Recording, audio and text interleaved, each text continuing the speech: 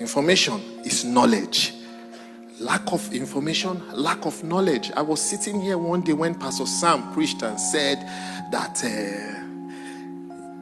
many centuries ago, when the early man tried to cross the river in some places and he drowned, they built a bridge. In some other parts of the world, when they tried to cross the river and they drowned, they started to worship the river.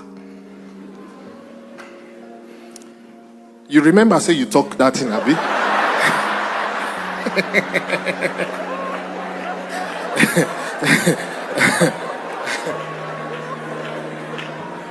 And where I come from, there are communities that forbid the eating of snail, but I eat snail, right? And one day my friend just, when I told him that, I have people who forbid eating this thing, it's forbidden in our place. He said it's not surprised. I'm like, where did that come from? He said somebody probably had an allergic reaction maybe 200 years ago. And that fear, lack of knowledge, they just said, you know what? We forbid it. Number two, that is most likely responsible for these type of things is poverty. Yeah. Unfortunately, poverty plays a major role. Because a woman dies and loses virtually everything. Because they will say, according to their culture, and the man's brothers have to play a role. And they'll start taking the property. And she has children. She needs to shave her hair. She needs to do this, do that. If a man is rich and well-to-do and his brother dies, I don't think he will be interested in his brother's property. The lack of information too, those things have changed in many places to show you that it's not really cultural, or it's not a culture that should exist.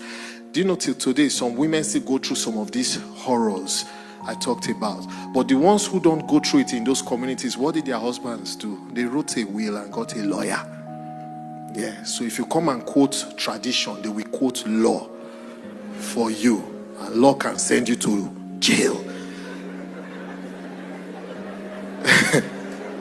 So it's simple, lack of information, but the presence of information, the presence of that knowledge helps to refine some of these cultural beliefs, these cultural practices and all. And then poverty has a major role to play. Do you know that before, in most cultures, bride price is a symbolical thing that you drop, 10 kobo, 20 naira. But now it's very commercial. It's poverty. In some communities, if you are a master's degree holder, they have your prize. If you are a PhD holder or professor, hey, you go pay, tire. Those things, these are cultures that is poverty. That's the truth. Now, should we be custodians of our culture? Yes, but we should be for the ones that are beneficial to the people, that is making us a better people.